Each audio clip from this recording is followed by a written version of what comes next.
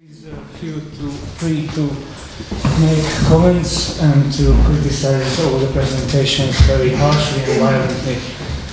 Yes, Milan Podmarac. Mark, I decided to speak firstly because of my intention to move slightly our discussion to approach which could be defined as an alternative to liberal pluralism, namely the liberalism of Judith Sklar.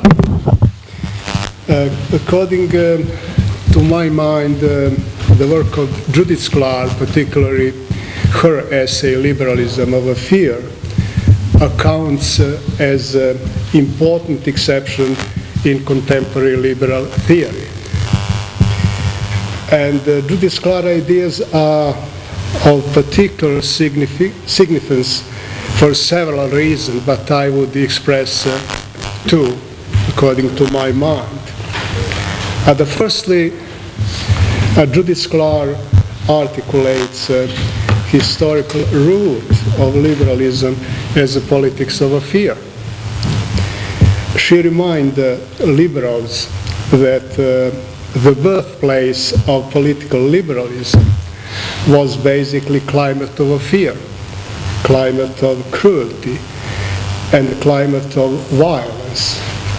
And that the key concern of the founding father of liberal political theory were basically some kind of a response to the condition of a fearful uncertainty. Certainly, it was Montesquieu, according to my mind, who mostly informs Judith Sklar. Hobbes, she rightly noted, was not concerned with individual rights. John Locke was more concerned with establishing liberalism of natural rights. But Montesquieu situated the fear at the heart of despotism, a corrupting anti-politics, which lies as a negative potential within every political order. Following that kind of argument, Judith Sklar posits the end of liberal polity not as perfection, summum bonum, but rather as avoidance of a worst possible outcome, summum malum, that means cruelty, fear, powerlessness, and so on. And let me back to her. Our best hope is not a perfect world of equal rights, but for a less brutal and irrational world. Liberal politics, according to her, was the best understood as a recipe for survival, rather than perfectibility of mankind.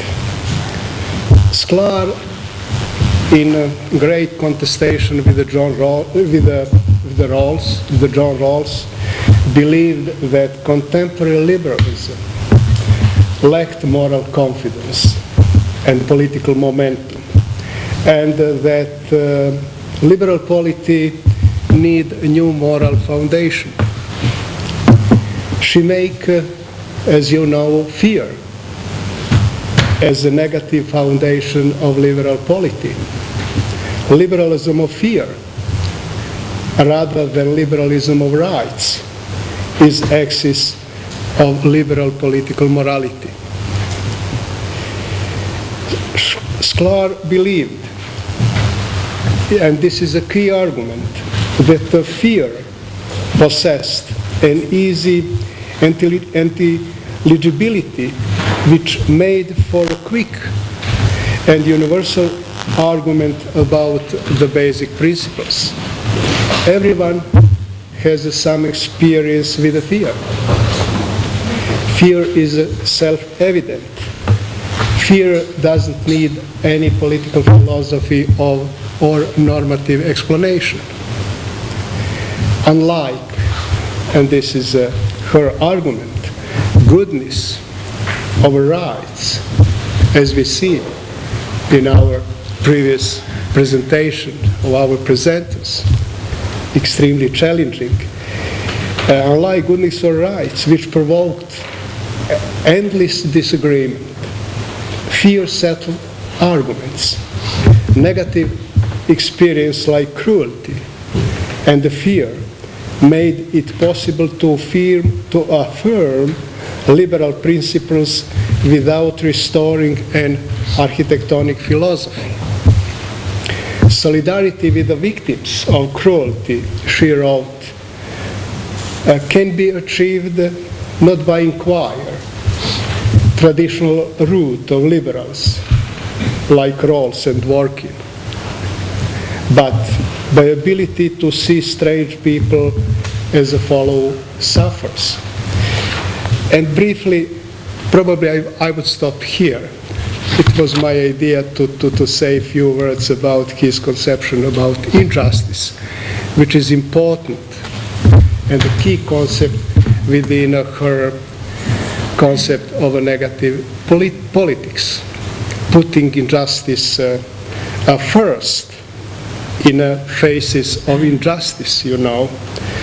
Sklar basically argue that almost all prominent theory of justice fail to give injustice its due. And, which seems to me important, and it is a key point, that injustice, like a fear, provide us the indirect route, I would say via negativa, to identify context of justice. Start with the injustice if you want to identify context of justice. And she made two examples. First of all, he started that the peace and liberty are twin of the most of the goods which most liberals seek. But all of these goods and the principles can be defined as negation. On one side, absence of war, and on other side, absence of constraint. In this sense, it seems to me that this kind of negative politics, so I would say very specific kind of liberal anti-politic, becomes once again important subject in contemporary political discourse. Okay, thank you for Thank you very much. Andres?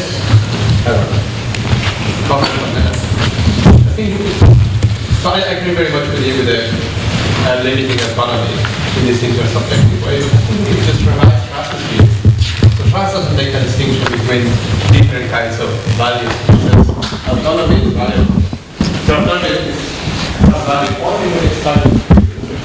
Then what you could say is the distinction between autonomy, which is conditional to being just and fulfilling our duties, and autonomy which is good in a different sense, right? So for us, autonomy is not valuable if you only stare at that wall.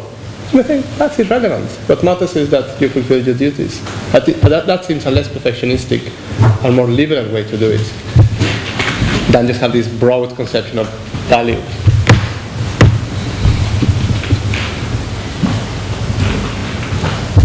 So, I thought that Raz's journalism enters a bit later, but maybe I'm just too mechanistic here. He basically says, okay, we have to follow variable goals. This is what makes our autonomy worthy. And then, of course, he only later says, look, we have a problem because people are not capable of saying what is valuable goals, so somebody has to intervene, right? And he says that there is this famous quoted autonomy principle, which is a principle which requires people choosing valuable goals, permits or even requires governments to create morally valuable opportunities and to eliminate repugnant ones. Yeah. So this is where perfectionism enters. So my concern, and I'm not sure if I'm following you well, is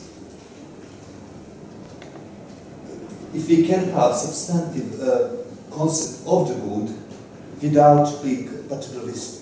Right, yeah, but then what you could say is, so one thing is about the conception of the good. The other one is what we owe to others. And then you may be agnostic about whether autonomy has value in relation to our conception of the good. But you might still affirm that it is conditional upon serving the duties we have to others. Right, so we say autonomy has no value if you fail to treat others as we are due. But you don't have to say anything about whether autonomy is valuable if you only want to stare at that window. Yeah, but that's the distinction between personal and moral autonomy in those classical theories. So personally, in terms of personal autonomy, you are completely free to, do things, and personal autonomy is not necessarily moral, right? Yeah. But moral autonomy is about these things that you said. And then Raz would say that our personal autonomies have to be subsumed to the concept of this moral autonomy, right? You can just depart from Raz and say, well, because your paper is, well, what you want to say is that we have to relate to other people in certain ways because we owe them that. And that is what is matters for autonomy. And I think that's much more modest than saying that autonomy is valuable only when it's targeted to the good. Because you don't have to say anything about conceptions of the good. You only have to say something about conception of the right. And that seems much more modest and less controversial. Okay.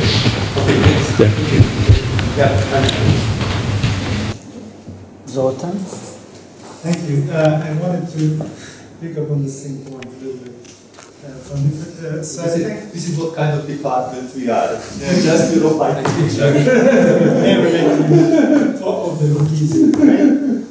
So I thought that the distinction between moral autonomy, moral autonomy, personal autonomy, in Raz do not collapse. So the fact, so it does say, and I think it's important that we have to distinguish between personal autonomy and the value of personal autonomy. When, under what circumstances, personal autonomy is valuable. And he says that, as you said exactly in the talk, that personal autonomy is valuable only if it is in the pursuit of worthy goals. Well, the worthy goals that he's talking about there are conceptions of the good. What makes life? What's a good life for me? What makes my life better? Moral autonomy is in the realm of the right. What it is that we owe to others, independently of what makes my life go well. So moral autonomy is this Kantian ideal of moral self-legislation, roughly speaking, or more modestly that, we're capable of responding to moral reasons understood as what we owe to each other. And I think all of that is a constraint on personal autonomy, of course. So our autonomy, if it is devoted to immoral goals, is valueless. It doesn't have value. But that's a different question. So even if we do not violate moral requirements that we owe to others, our autonomy may lack value if it is devoted to meaningless goals like or staring at the wall, as in Andres' examples. So.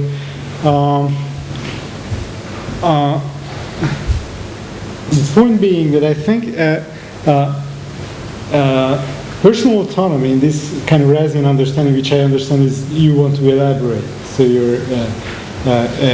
your attempt is in that realm is that you have to distinguish between what autonomy is, and for him it is a property of lives, individual lives, and when autonomy is valuable. So I think his view is roughly that autonomy is valuable, of course, if it does not violate interpersonal moral constraints and if it is devoted to worthy goals, which is not to say that it's not valuable for its own sake.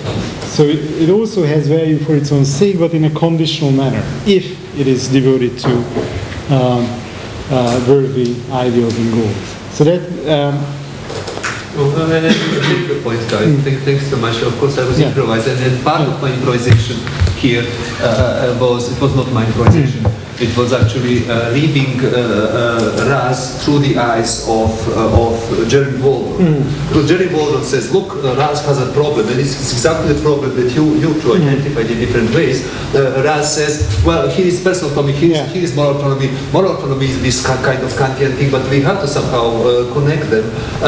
But you conceptually can disassociate personal autonomy, can be morally autonomous without, And then the Waldron's objection is that it is actually that Raz ends up with the concept of justice that integrates personal moral autonomy by establishing that kind of hierarchy between the two, which sort of makes personal autonomy conceptually dependent on. So that's the objection, that he sort of collapses into the. And this is what I took, and maybe I made a mistake and did injustice to Raz. But I will think about it. Thank you. Okay, Adam Tokash from a completely different department. Yeah, so I'm But we came in the same tree. and yet I'm going to be unfaithful because I'm going to try question to Adriana's presentation, and thank you for this very interesting and fascinating account of the history of the individual as in terms of ownership. I found it very, very revealing. And my question would be that how would you accommodate within the same story the notion of subject and subjectivity? Because one could argue that a similar genealogical reading of the same historical process could reveal that precisely the notion of subject as an ownership, self-ownership, had been radically put into question by philosophical and scientific discourses from the mid-19th century. In the discourse of Marx, in the ideas of Darwin, in the theory of Nietzsche, in Freud, this is precisely the self as ownership that had been radically criticized in favor of highlighting the importance of external forces like economic forces in the constitution of the subject or the individual, or natural evolutionary forces like in Darwin or in Freud, and forces that are embedded in their consciousness, and so on and so on and so forth. So my question is that how this two story comes together: the self as an individual, where the ownership is strongly highlighted, and the self as subject, where the ownership is radically put into question. How do you interpret these two stories? I have to be honest, I cannot give an answer. Really, it's something that I will have to think about, because it needs time to be thought about. But it's a very, very thoughtful, interesting question. But I think too. Olga? Well, I have a question for you, Adriana, too. So I wanted to ask, do you think that there is an important distinction between classical liberal subject and neo-liberal contemporary subject? Since, for example, in Foucault, from Tibetan biopolitics, he makes this distinction. He calls classical subject subject of interest, and neo-liberal subject of enterprise. So, well, I wanted to ask, do you think that this notion of subject of enterprise is valuable for understanding contemporary? Thank you for the question. I would never, overlap those two. Of course, we have at least 100 years or 50 years of something else in between. So there is a difference, and there is a huge difference between what was going on in the 19th century and at the turn of the 21st century. But yet again, I think that we need to go back and think through what that subject of interest was and what is its position in the subjectivity of enterprise, to use this Foucauldian terminology, or what, as I said, what does this call, this invocation for an individual who has to be independent in the 21st century after the welfare state, after the socialist state, has to mean. So, yes, I think that we can and we have to make strong connections, but on the other hand, that we cannot simply skip those decades and their let's say, their influence in what is going on today. So what do you think that the greatest difference would be? The greatest difference? Well, many things. For example, if I said those 6 constituents of what was individual, today we have, let me just go point by point. Today we have another kind of sovereignty questions. I don't think that we could think of really sovereign individuals anymore. So now we have to rethink the sovereignty of individuals first. Then there's kind of free circulation sphere, which was free in a way, at least in the first part of the 19th century, in at least one part of the world, is now delimited again. It's not something that can be connected to nation states, to colonial states. It has some different kind of space where this free circulation is going on. Then I don't think that this idea of perfectibility is relevant anymore, for example, which goes with this abandonment of Enlightenment tradition. Then this idea of having, on the one hand, those who are not catered by the state and those who are catered by the state is again also complicated because the state itself went through enormous transformation during the last 100 years. And this is exactly the place where we have problems now, how not to be catered by the state. Again, also, there is complete confusion with the politics of public and private, the home, and the transformation of the home. I would say that here something very important happened, but also not only in terms of, I don't know, emancipation, liberation, that sort of language, which I would stress, but also in terms of what is public and private today in the times of mass media, mass publicization of our privacies and vice versa, and the reform politics now has another kind of I don't know. This is maybe the biggest question. What about reform politics? It's everywhere in front of us, especially for example in our country, but I think it's much more problematic to compare it with the old liberal tradition than with what's going on today. I'm stopping here. Andres? About market inequalities, then you seem to suggest that those inequalities end up creating hierarchical systems. So you reproduce socioeconomic goods, and there are some winners of the market, losers of the market, and they kind of relate in different terms. Yes. Right. So I think that might be true, but that depends on what one thinks is a moral function of markets. So some people take this horrible view that markets just grant desert. So the winners of the market deserve to be the winners of the market because they are industrious, talented, hard-working people, and the losers of the market are just lazy. But that, I don't think, is a liberal view. So there's a better liberal view, which just consists of saying we have all same entitlements. And the reason there are winners and losers in the market is because without those markets, everyone will be worse off. So it's just a matter of contingency that some people end up being professors and some other people end up being bus drivers or something. But then we still can relate to, in a non-hierarchical matter, the only thing we have to realize is that without these inequalities, everyone will be worse off. So that's one way of thinking about it. The other one is to say, well, look, the reason why there are winners and losers is just because these inequalities respond to people's ambitions and plans of life.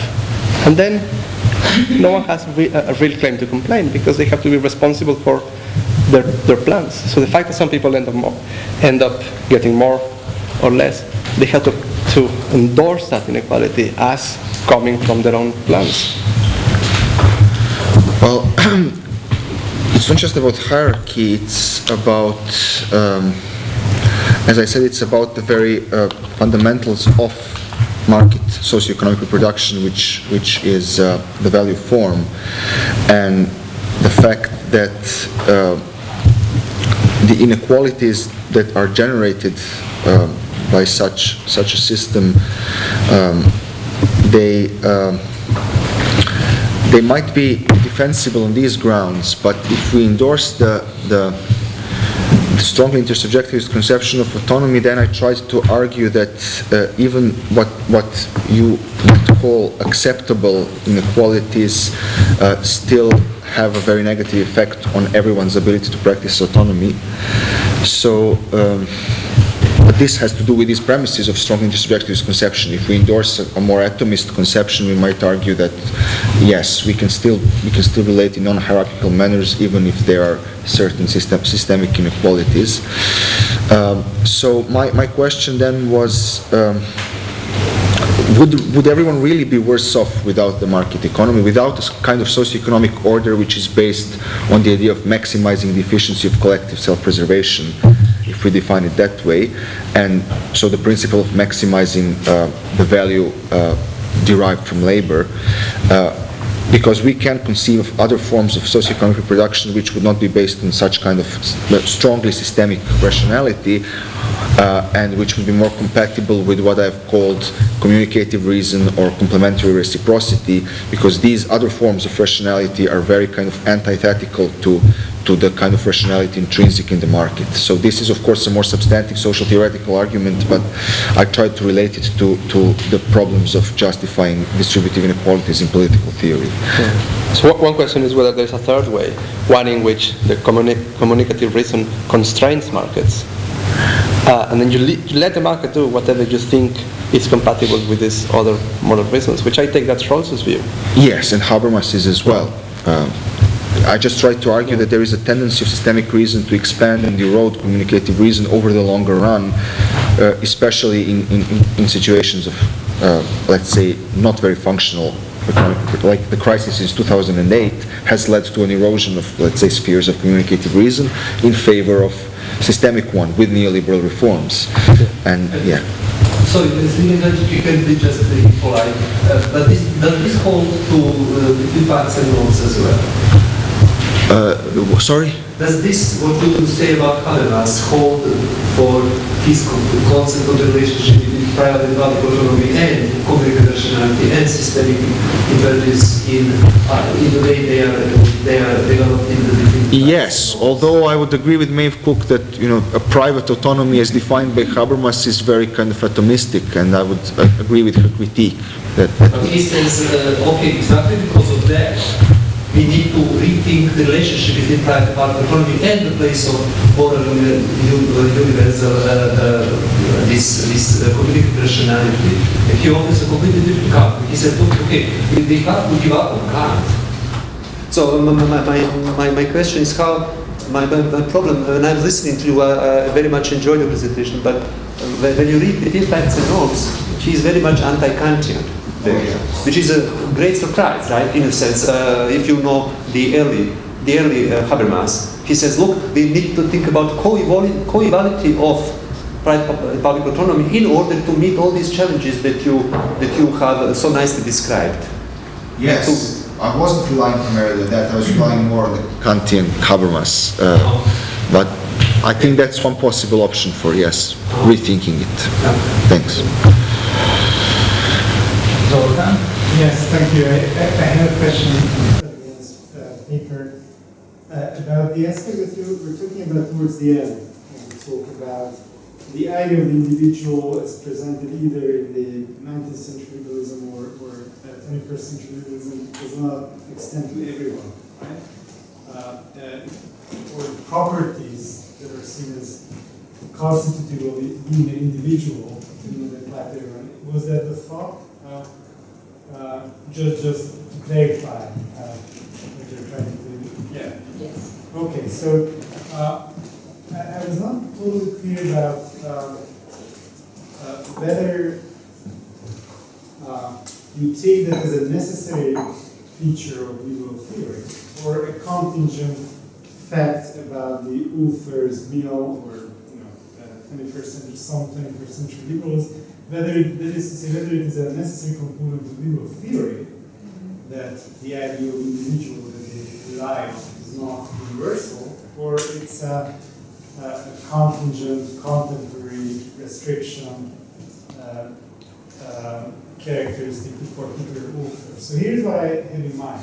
One might imagine that someone saying that the properties constitutive of being an individual are normative features. You're not taking them as descriptive facts about individuals. Say liberal principles apply to those who currently possess those properties, but everyone should be enabled to possess those properties.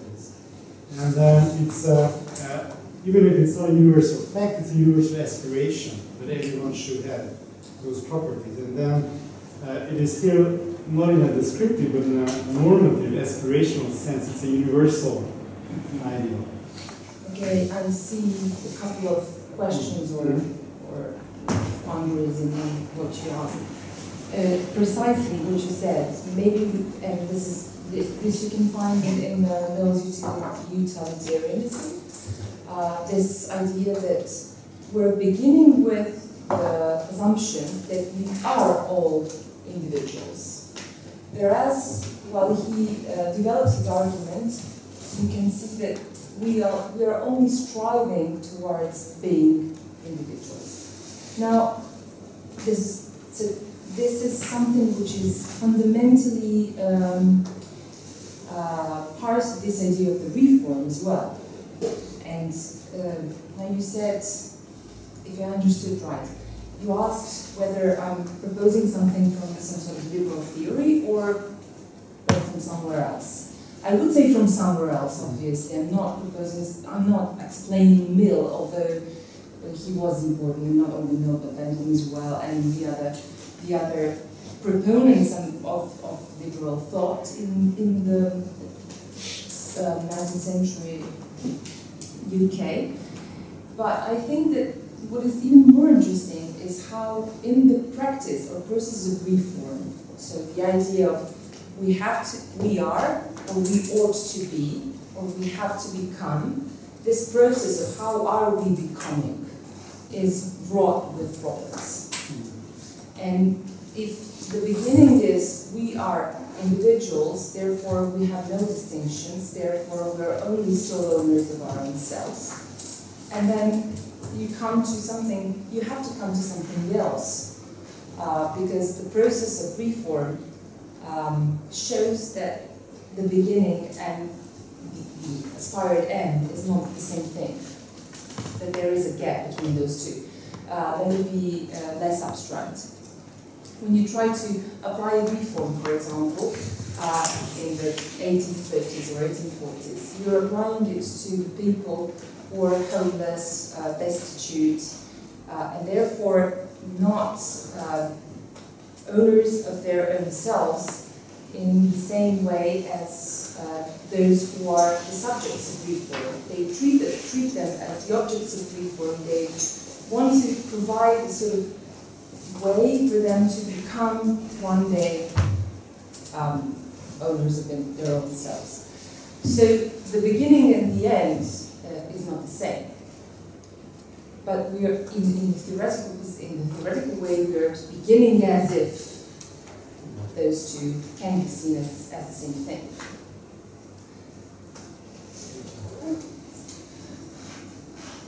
Okay, any more questions, comments, anything?